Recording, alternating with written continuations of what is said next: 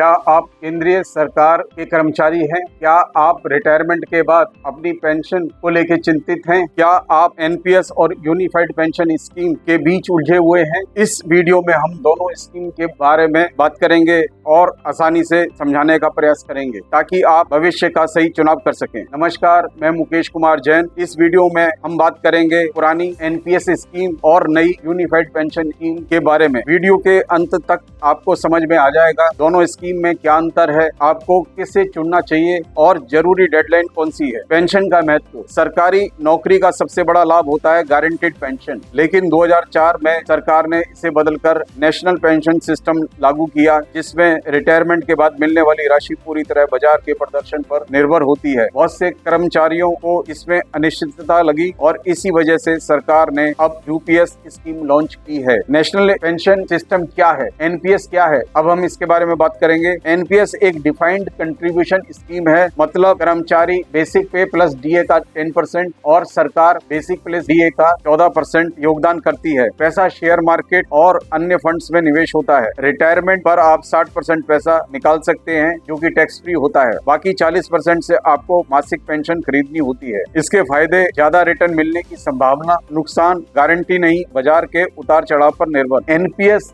आने के पश्चात में पेंशन की गारंटी ना होने की वजह से कर्मचारियों में बहुत जबरदस्त गुस्सा था, रोष था और वो ओल्ड पेंशन स्कीम की डिमांड करने लगे जिसमें गारंटीड पेंशन है। जैसा कि मैंने बताया कि सरकारी नौकरी का प्रमुख आकर्षण पेंशन होती है और वो पेंशन 1 जनवरी 2004 के बाद से खत्म कर दी गई और जो एनपीएस से कॉर्पस रिटायरमेंट पे मिलता है उसका 60% पैसा कर्मचारी को वापस कर दिया जाता है और 40% पैसे से एन्युटी परचेज की जाती है और इस एन्युटी से मंथली पे आउट यानी पेंशन कर्मचारी को मिलती है।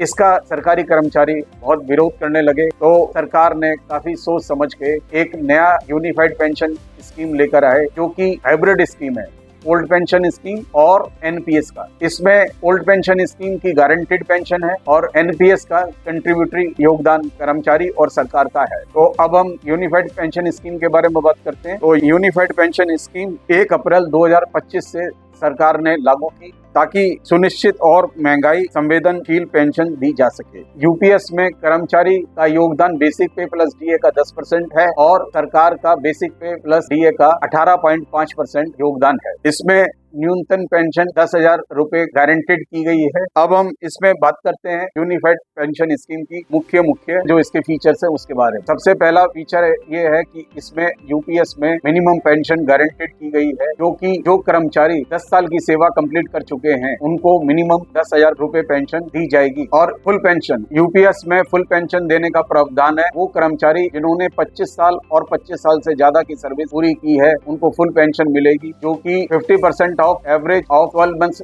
बेसिक पे होगी। और वो कर्मचारी जिनकी सेवा 10 साल से लेकर 25 साल के बीच में होगी उनको प्रो रेटा पेंशन दी जाएगी। अब दोस्तों, इसमें यूपीएस में एक सबसे खूबसूरत फैक्टर ये है कि महंगाई को इन्होंने समायोजित किया है।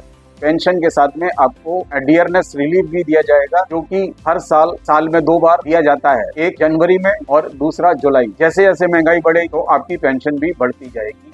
ये इसका गारंटीड पेंशन के अलावा एक बहुत ही बड़ा फीचर है। इससे आपकी साल दर साल पेंशन बढ़ती रहेगी। अब हम इसमें ये देखने का प्रयास करेंगे कि एनपीएस और यूपीएस का कंपैरिजन करने का प्रयास करेंगे। यूपीएस में मिनिमम पेंशन 10,000 रुपए है, जबकि एनपीएस में कोई मिनिमम पेंशन नहीं। यूपीएस में गारंटेड पेंशन एश्योर्ड की गई है, जबकि एनपीएस में गारंटेड पेंशन नहीं है। जो पेंशन बनेगी वो 40% एन्युटी से बनेगी और वो भी बाजार से लिंक्ड होगा। बाजार अच्छा है तो आपको कॉर्पस ज्यादा मिलेगा, उससे आपको 40% ज्यादा पैसा मिलेगा, 40% पैसे से एन्युटी ज्यादा मिलेगी और उस एन्युटी से आपको पेंशन मिलेगी। और जो एक बारी एन्युटी से पेंशन फिक्स हो जाएगी वो अगर आप 10 साल 20 साल 30 साल जीवित रहेंगे तो वही बनी रहेगी, जबकि यूपीएस में साल दर साल पेंशन भी बढ़ती रहेगी। यूपीएस में बाजार का कोई जोखिम नहीं है, जबकि एनपीएस में बाजार का जोखिम इन्वॉल्व है।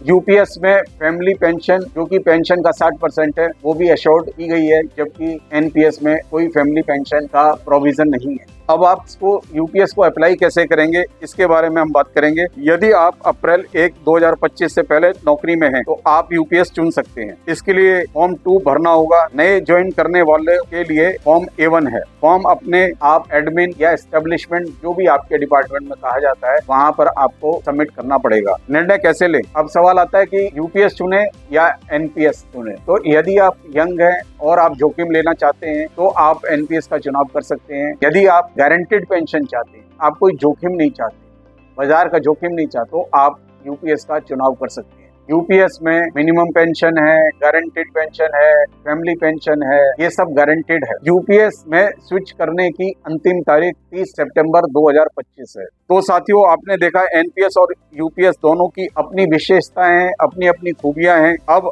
निर्णय आपके भविष्य पर निर्भर करेगा। अगर ये जानकारी आपको उपयोगी लगी हो तो इस वीडियो को आप लाइक करें, कमेंट करें और इस चैनल को सब्सक्राइब करें, जिससे कि आने वाले समय में इसी प्रकार के वीडियो आपको देखने को मिलते रहे। इस शेयर को आप ज्यादा से ज्यादा केंद्रीय सरकार के अपने कर्मचारी भाइयों के बीच में शेयर करें, जिससे कि उनका एनपीएस और यूपीएस को लेकर कंफ्यूजन दूर हो। और अभी रिसेंट एक आंकड़ा आया है, अभी तक सिर्फ 31,000 सरकारी कर्मचारियों ने यूपीएस का चुनाव किया है। मुझे लगता है कि जानकारी के अभाव में लोग निर्णय नहीं कर पा रहे, इसीलिए ये वीडियो बहुत ही इम्पोर्टेंट है। आप इस वीडियो को ज्यादा से ज्यादा शेयर करें, लाइक करें, सब्सक्राइब करें, जिससे कि आपको संपूर्ण जानकारी प्राप्त हो सके। Thank you.